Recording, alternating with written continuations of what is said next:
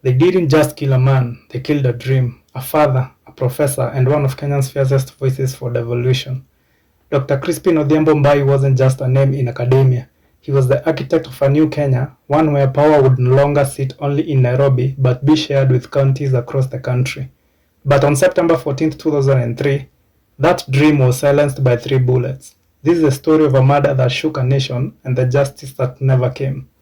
Was it just a robbery gone wrong? Or was it a political execution designed to bury the constitution before it could be born? Hello and welcome to Dark Hour Docs, where shadows speak and the truth finds light. Viewer discretion is advised.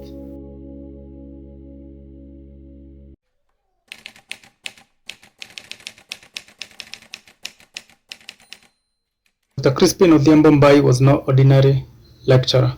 He was a respected university professor and constitutional reformist, serving as the chairman of the Devolution of Power Committee under the Constitution of Kenya Review Commission. As the head of the Devolution Committee in Kenya's constitution review process, he was guiding one of the most revolutionary ideas in post-independence Kenya, the transfer of power to the people through local governance.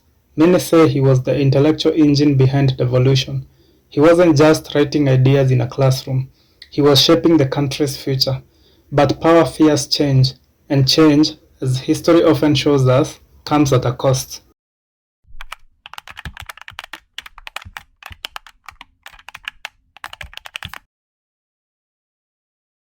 It was a Sunday evening. Dr. Mbai was at home with his daughter and a student. Suddenly, 3 armed men stormed into the compound. They shot him, once in the chest, and twice more as he tried to shield himself. He was rushed to Nairobi hospital. Hours later, Kenya woke up to the news that Dr. Mbai was dead. The timing wasn't lost on anyone. He was gunned down just days before the next constitutional talks were set to begin. Who wanted him silenced, and why?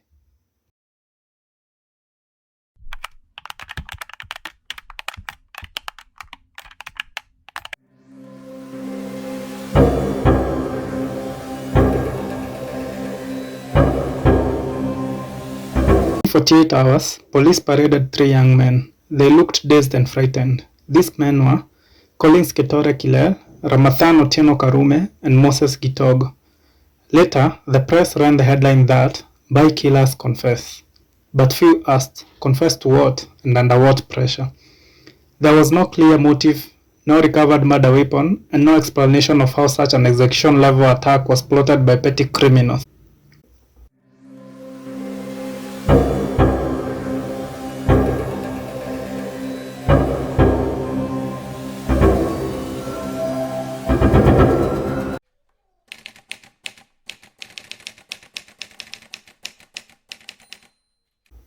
Then, trial began and fell apart. Witnesses recanted. One state witness was even declared hostile. The prosecutor admitted in open court that this witness is not desirous of telling the truth. In regard to the prosecution's narrative, the first prosecution witness was Margaret Awino Mbai, the widow. Margaret Mbai testified that her husband had been receiving threats due to his role in the constitutional reform process. She also mentioned that Dr. Mbai had complained about hostile behavior from politicians, including renowned ministers, and was planning to seek additional security. Margaret Mbai testified that she had found the crime scene cleaned upon her return from the hospital, and this had been done under the instruction of a neighbor and a political figure. This raised suspicion concerning a cover-up. The politician in question had initially supported the family but became distant after public suspicion arose. Later, his household staff refused police cooperation without his consent.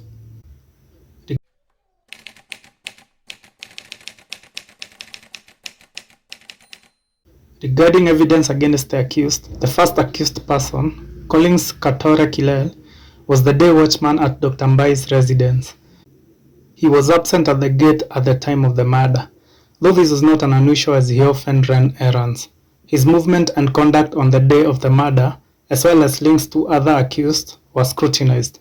Unfortunately, according to the criminal case 185 of 2003, Republic vs. Collins Ketore Kilel and 2 others, the prosecution failed to prove the charge of murder as leveled against all the 3 accused persons. Therefore, These three were found not guilty of the murder charge.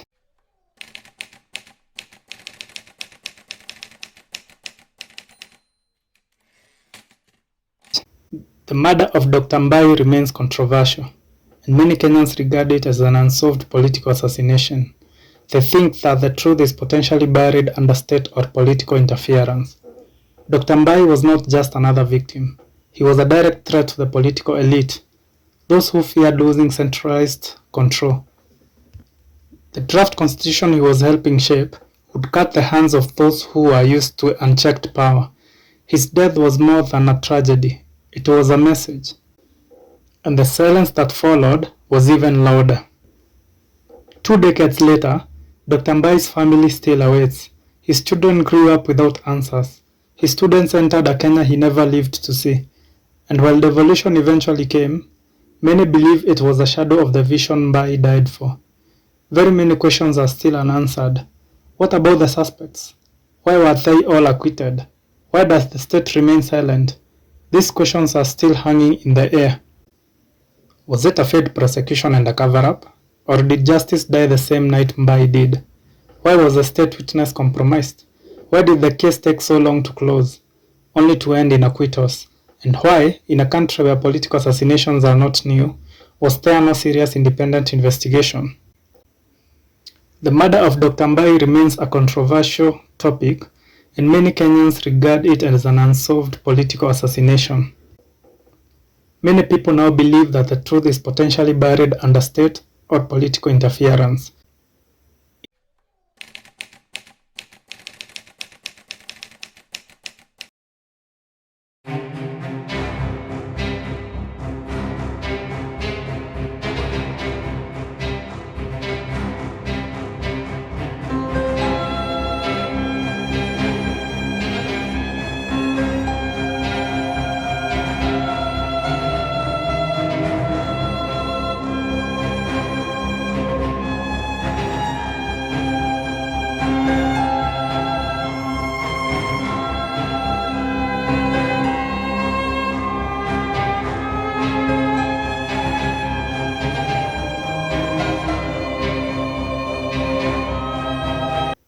In remembering Dr. Crispin Odhiambo Mbai, we remember the Kenya that could have been, and the price paid by those who dare to imagine it. Justice may sleep, but memory never forgets. I'm your host, Duck Our Dogs, and this is the story that I hoped we would forget. Please like and subscribe for more compelling and thought-provoking narratives.